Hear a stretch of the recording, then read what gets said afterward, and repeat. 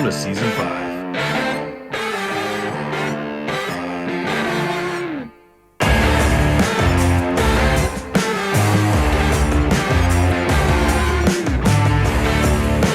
Support for the BowHunterPlanet podcast is presented by Dead Downwind, Tinks, Shadowhunter Blinds, Burris Optics, Dead Ringer, The Grind, Bomar Archery, Element Outdoors, Reveal Cellular Camera, HHA and HHA USA, Black Eagle Arrows.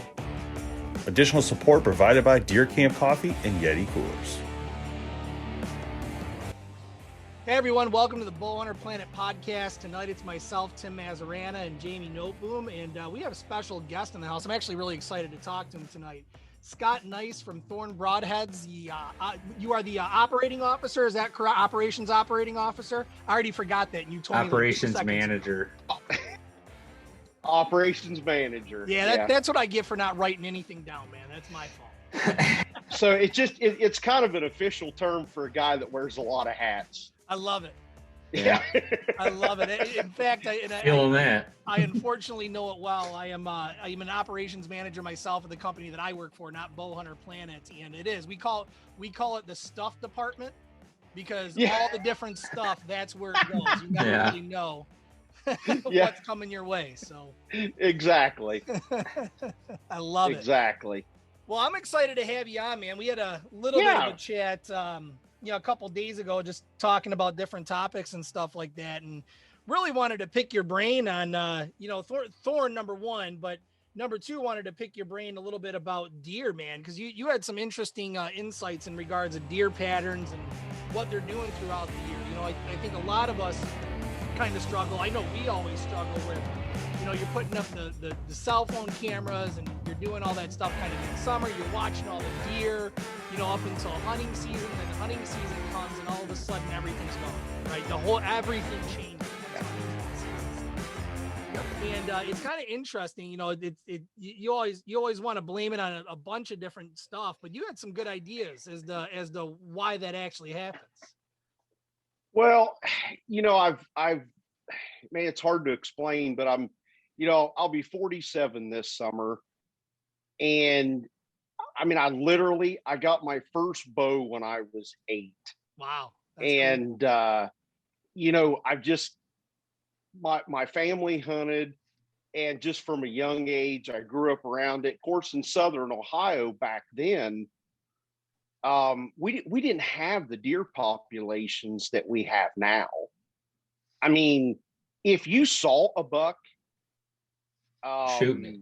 You're shooting it. Yeah. I can remember my dad, killing a nice, back then, maybe a 120-inch 8-point buck. And you'd have thought that thing was a daggone elk, because back then you just didn't see the caliber of deer that we have here in Southern Ohio today. And it just kind of fueled a passion for me. And obviously, with me working in the outdoor industry now and with the Broadhead company, it's like, how could it get any better? Right.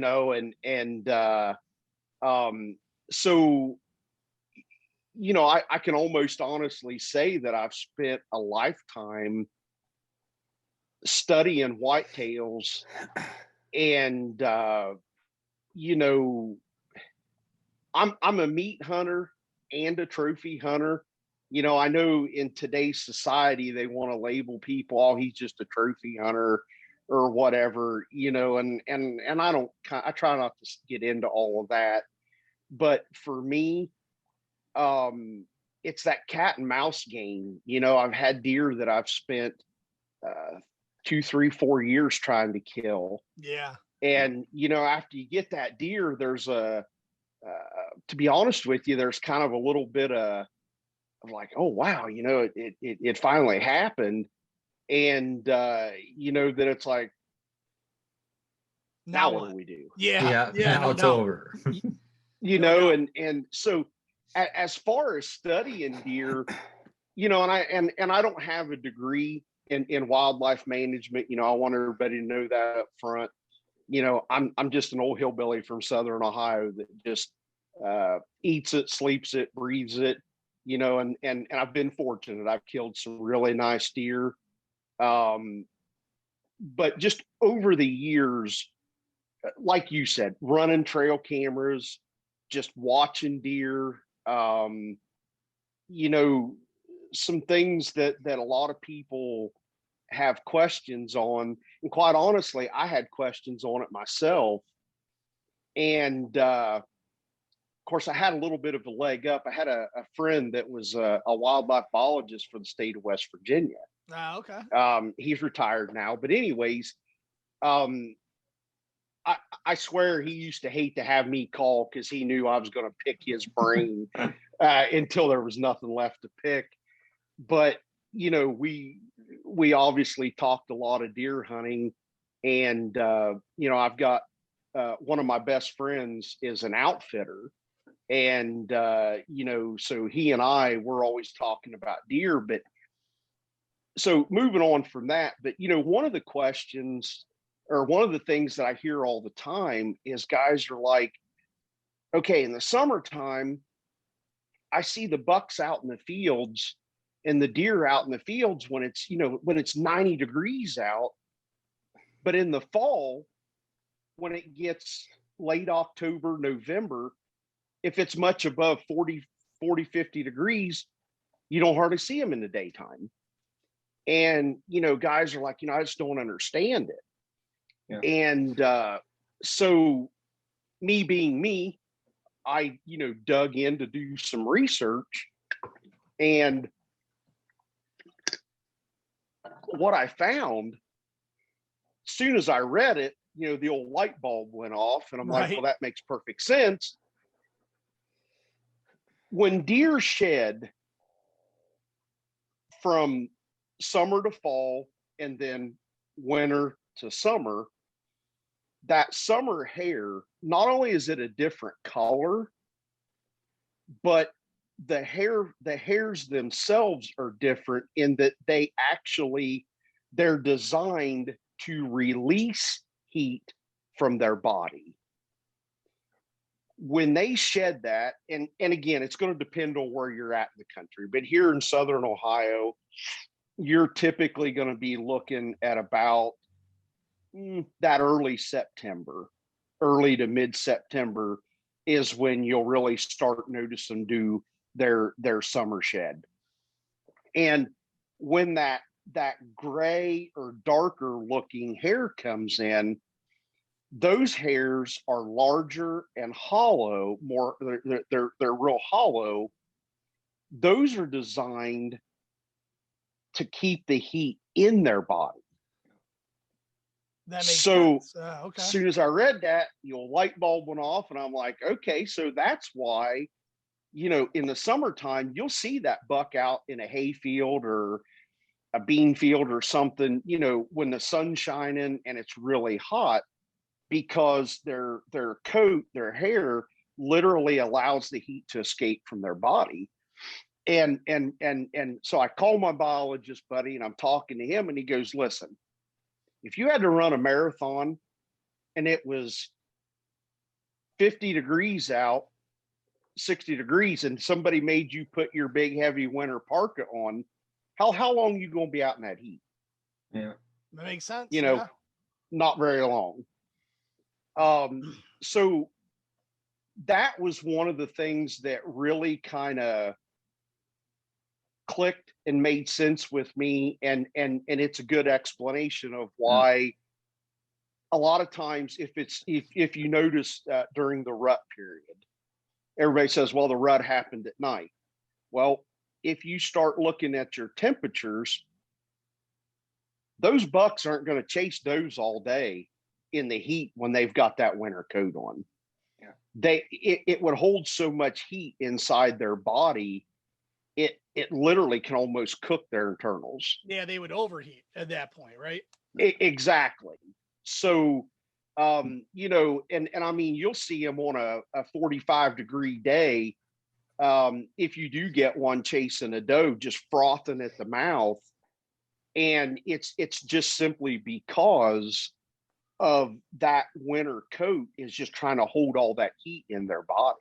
Well, that's different than Jamie, though, because Jamie, when he's chasing those girls around back in the day, he would foam at the mouth too, but it was because of other reasons. Yeah, there's some things. We don't like to talk about that though. Yeah. So and then another thing that it always kind of something that caught my interest years ago, when my wife and I first bought our property back in 1997. And we're here in Southern Ohio. It's not mountainous, but it's hilly.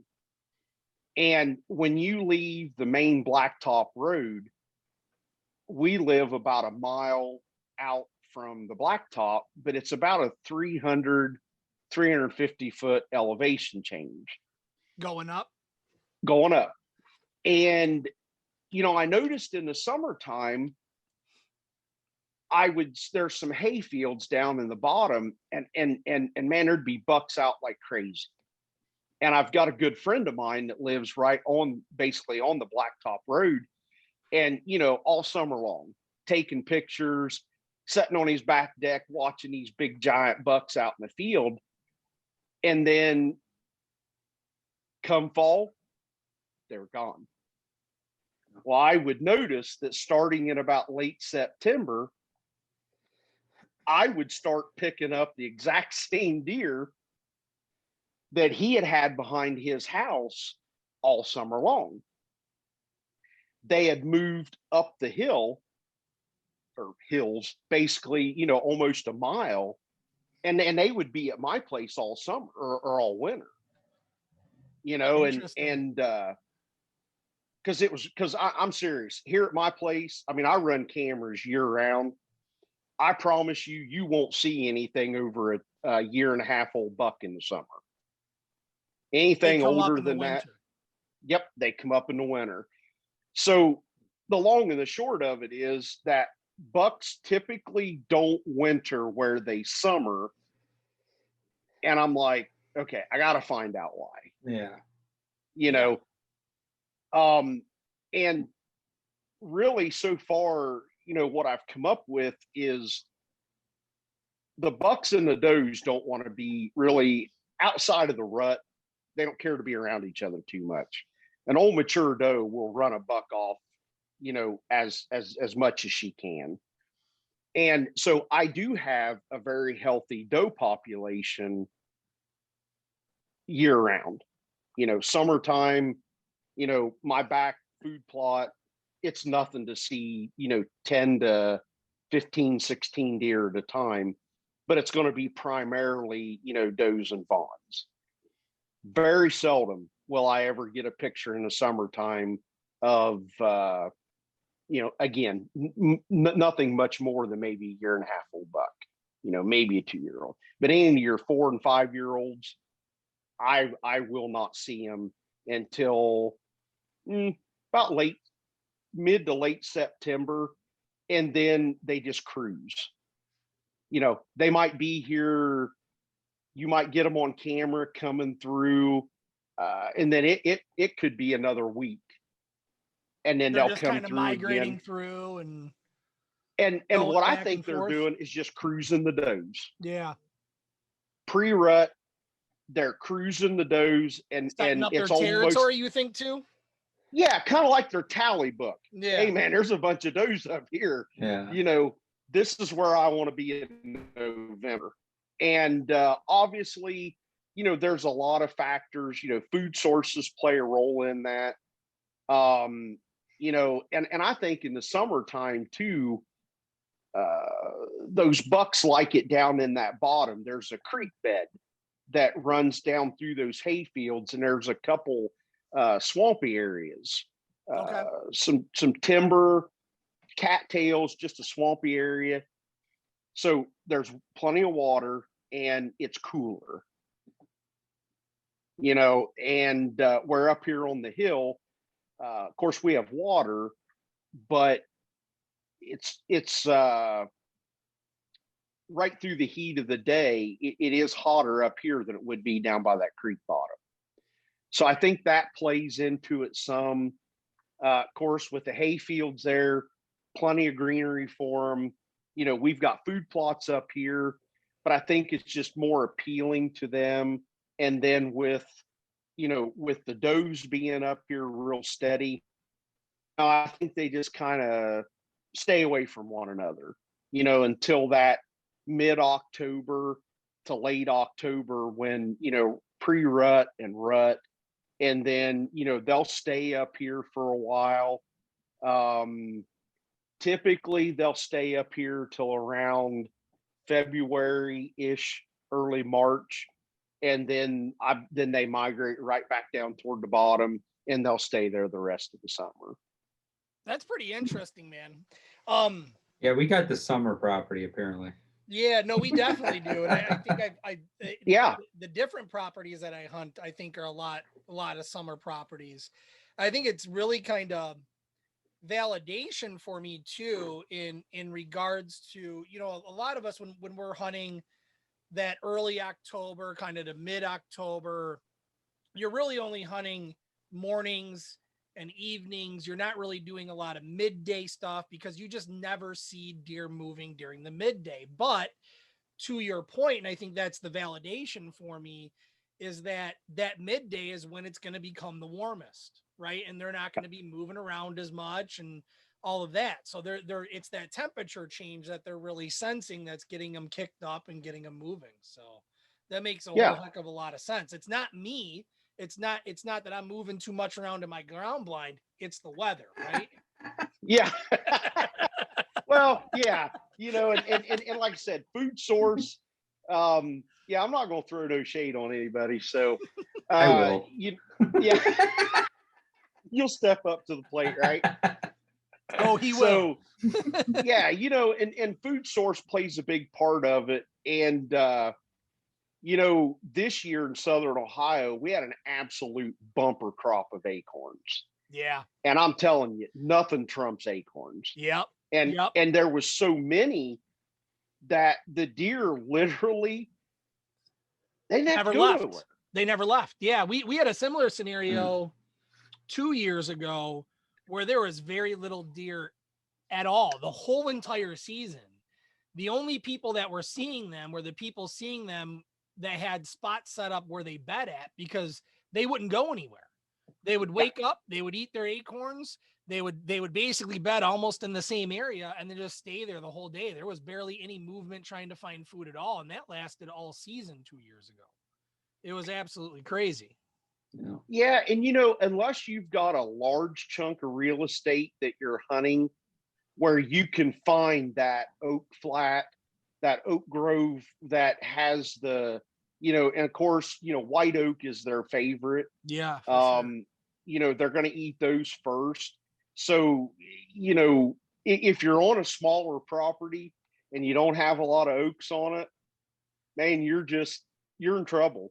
Yeah. Unless there's something to draw them in, there's not much you can do but just sit and wait and hope by chance, right? Yeah. Yeah. That's honestly about it. Yeah. So if you had, I'm just thinking out loud here, but like you're talking about kind of that pre-rut, you kind of see those bucks moving in a little bit more, kind of feeling out the deer herds and that kind of stuff. Have you ever tried to like do like preset or like do sense during that time to attract the bucks up towards your area so that they think that there's more does to kind of keep them on the property? I'm just wondering if that's more of a better technique to really do it more, because I use sense, but I don't do a lot of pre-rut stuff, right? When rut hits, I do a lot of sense that, but I'm not wondering now if it makes a lot of sense to start doing the pre-rut so that you can get those bucks moving in looking for those does in that area, so they get more used to coming into that area. Absolutely. And mock scrapes is, in the last few years I've really started honestly paying a little more attention to those and doing a little more research on them. And what I found is that's almost a twofold plan of attack, I guess you could say. Using a little bit of doe urine in them and a little bit of buck urine, because, if you're the stud buck in the area and another guy shows up and he pees in that scrape, the dominant mature buck, he's going to be like, oh, heck no. There ain't nobody coming in here. Right. And, he'll frequent that area a little more, trying to catch that other buck there and have an opportunity to let him know that you ain't welcome here, run him off. So yeah, I think that's a twofold deal, and there's definitely merit to that. And I don't know about where you guys are at, but I know here in Ohio, the archery hunting, our kill numbers for a long time, your shotgun was way up here, your archery was down here. Well, we could slowly start to see them even out. And this year, the archery numbers actually surpassed our shotgun numbers, which was not surprising to me. But what that tells me is obviously there's more guys archery hunting. Yeah. Which means that your early, which, our season here opens up at the end of September, and our shotgun season doesn't open until the week after Thanksgiving. Oh, wow. Okay. So there's no gun at all until after Thanksgiving? Well, there's a 2-day doe hunt. Yeah, we got that too. Okay. Like a muzzleloader, doe hunt, and then our youth season is before Thanksgiving. But the point being that where the deer clear up until after Thanksgiving had very little pressure on them because there weren't as many guys archery hunting. Now all of a sudden you've got, from day one of archery season, you've got a lot more pressure on the deer. Yeah. Because you've got a higher number of people that are in the woods with their compound, crossbow, recurve, whatever. It's just there's more people there in the woods putting more pressure on them. So, the honest truth is that, it's like anything else, whether you're into racing, fishing, golf, whatever, when the pressure's on, you got to up your game. Yeah. You're going to have to, you have to work for it. No doubt.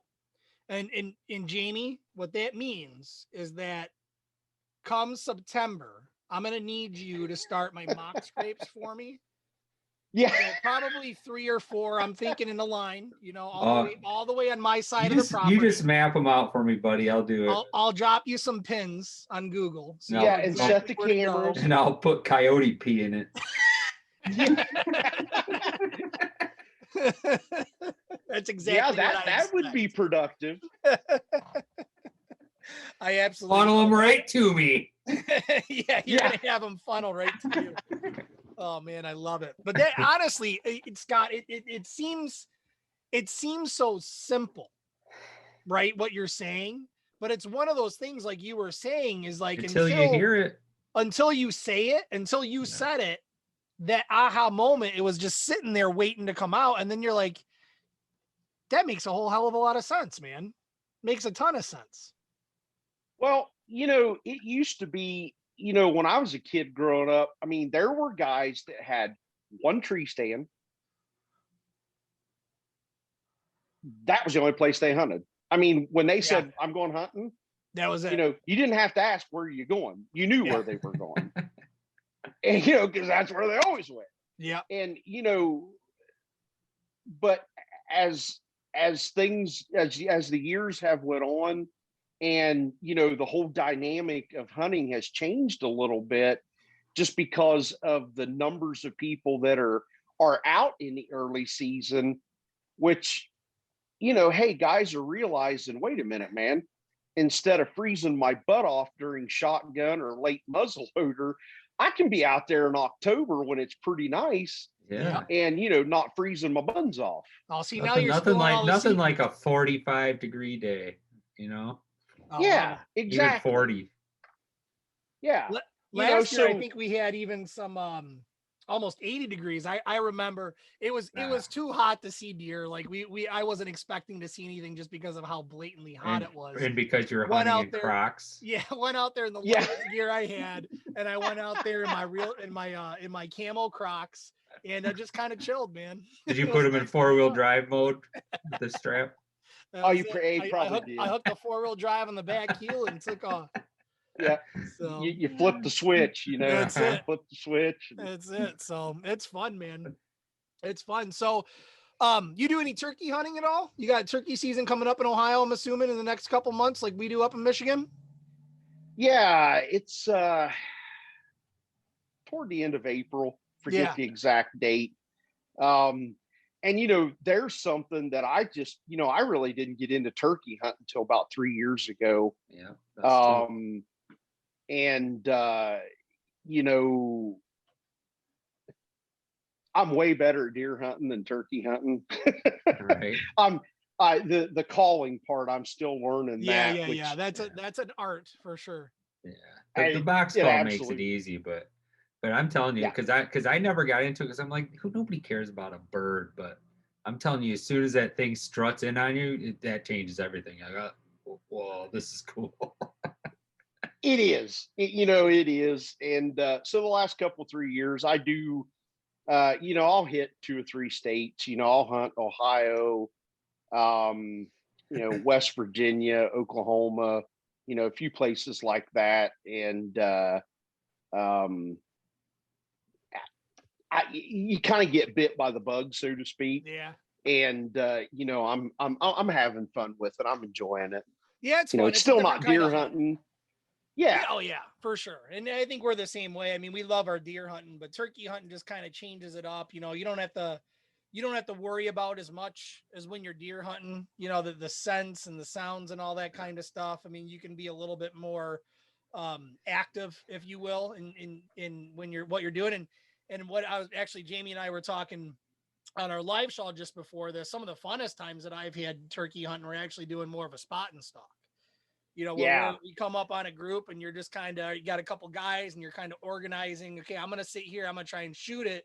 Why don't you go up around this way? See if you can push them over here. I mean, you can't do that with deer. I mean, people will try, but you can't hurt a deer. I mean, that's just never going to work. So I think it's a lot different, a lot more fun, to be honest with you, to be able to get out in the springtime, enjoy a little bit of the outdoors, and just be able to get out there without all the prep that goes into deer hunting at all. So I think it's pretty cool. Well, I haven't had the pleasure of elk yet, but a lot of guys I know have, and turkey hunting is a little bit like elk hunting because they're vocal.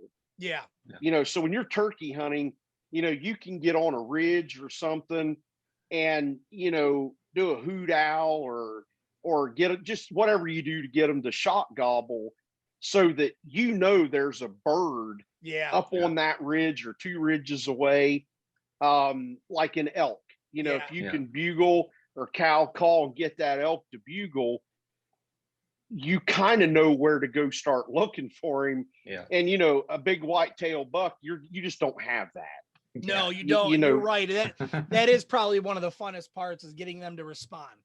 I mean, once you start calling and they start calling back, I mean, it is probably one of the coolest things to watch. And then they start walking in, and it's fun, man. I can't wait. I know we keep talking about, there's not much to talk about this time of year. Not much hunting going on. Ice fishing's kind of all over with.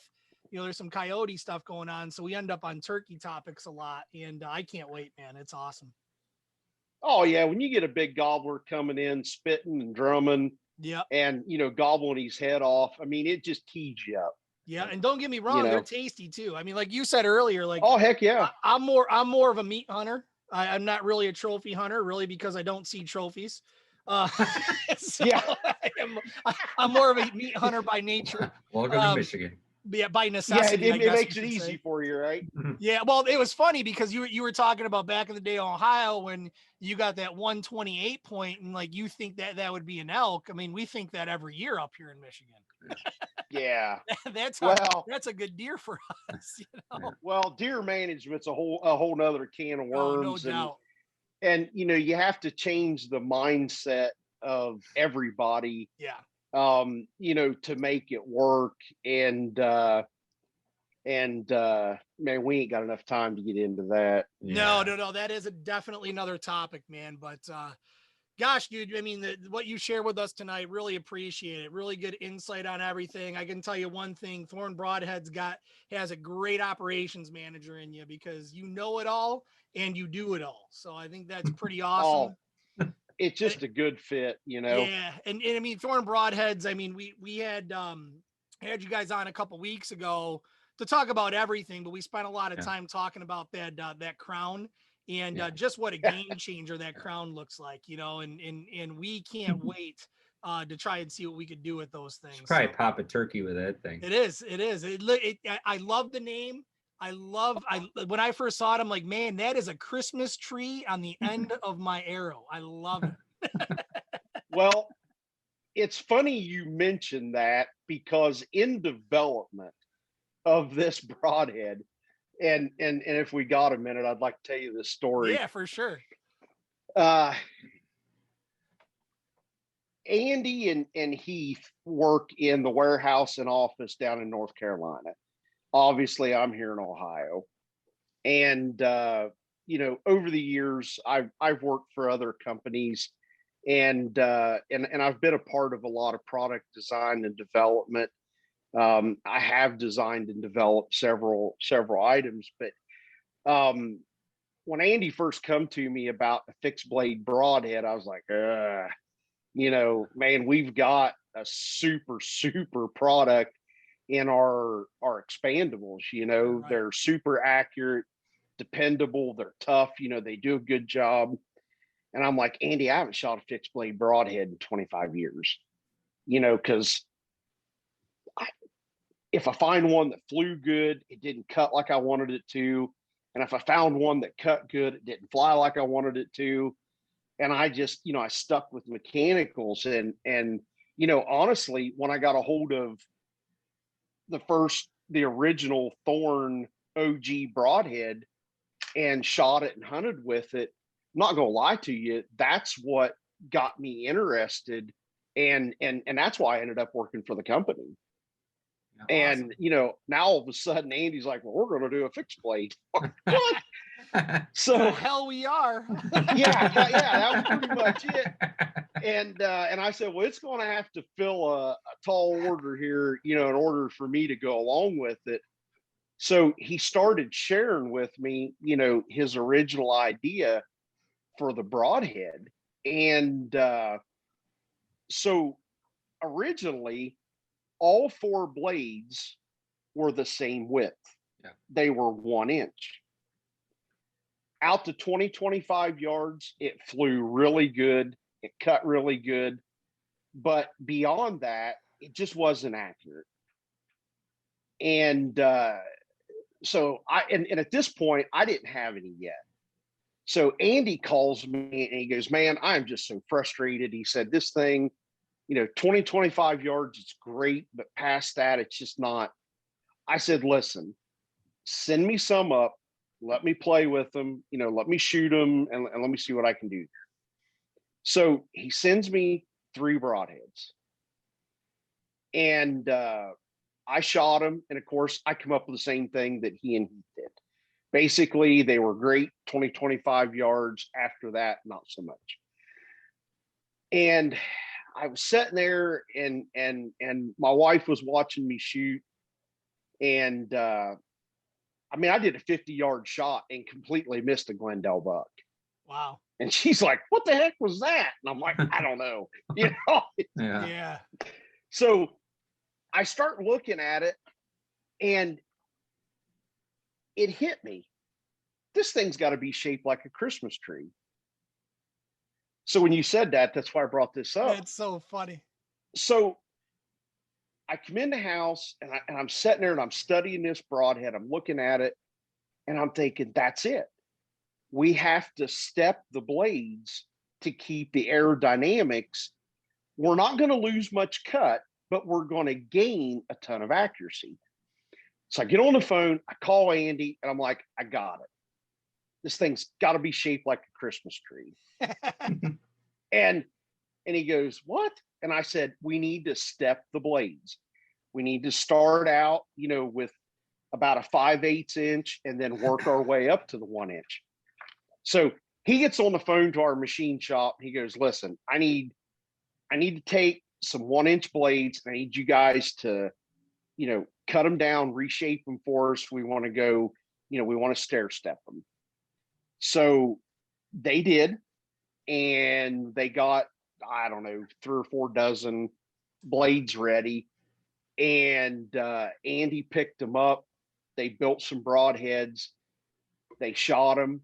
And he calls me up. He's like, dude, that was genius. He said, these things are flying like darts now out to 90 and 100 yards. I love it, man. So he sent me some more. And, we test everything very thoroughly. Compounds, crossbows.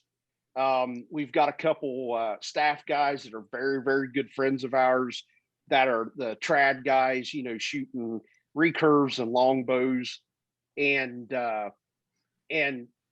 so we sent them some of the new design crowns, and those guys love them. Yeah. The penetration they get with them, they don't have to run a stinking 180 grain head on that thing anymore. Yeah. They can run a 125 crown and just, super penetration, excellent accuracy. I mean, out of a crossbow, we were getting 2 inch groups at 100 yards.